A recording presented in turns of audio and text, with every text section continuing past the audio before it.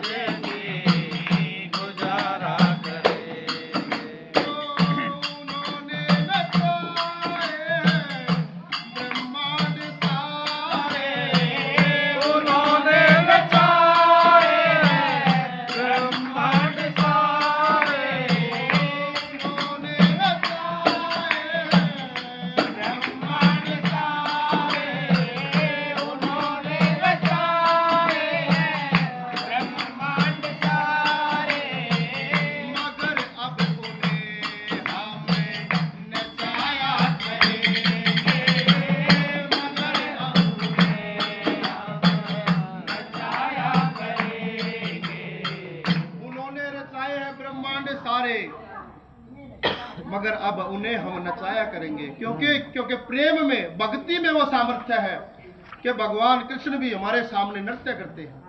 एक बार वृंदावन में एक मुस्लिम व्यक्ति आ गए थे जिनका नाम था रसखान। आप लोगों ने पढ़ा होगा। वो रसखान एक राजा के महामंत्री थे।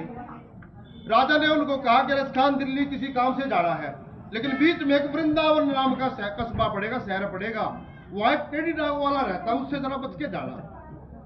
अब रसखान सोचे मैं इतने बड़े राजा का महामंत्री हूँ, छोटे से बालक नन्हे से बालक से टेढ़ी टांग वाले से डर जाऊंगा, कौन है टेढ़ी टांग वाला।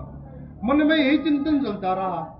जैसे ही वृंदावन में प्रवेश किया, जब दिल्ली जाते वक्त त्रिभंगी लली श्याम सुंदर उसके सामने प्रकट हो गए और दर्शन देकर अंतर ध्यान हो गए। बस रसखान बावड़ा हो गया। यमुना में स्नान करे, बजरंग को तन पे लपेटे और वहीं घूमता रहे। एक दिन राजा ढूंढते ढूंढते वृंदावन पहुंच गया। बोले रसखान? बोला कौन रसखान? बोला तुम रसखान? बोला मैं तो रसखान नहीं हूँ। बोला फिर तुम कौन हो? बोला मैं तो ब्रज की एक छोटी सी गोपी हूँ, श्याम सुंदर को ढूंढ रही हूँ। अब राजा ने सोचा हमारे किसी काम का नहीं रहा, इसको यही छोड़ो भाई। अब चलो। वही रसखान लिखते हैं, पढ़ा होगा, ताई अहीर की छोरिया छचिया पर छाछ पे नाच नचा।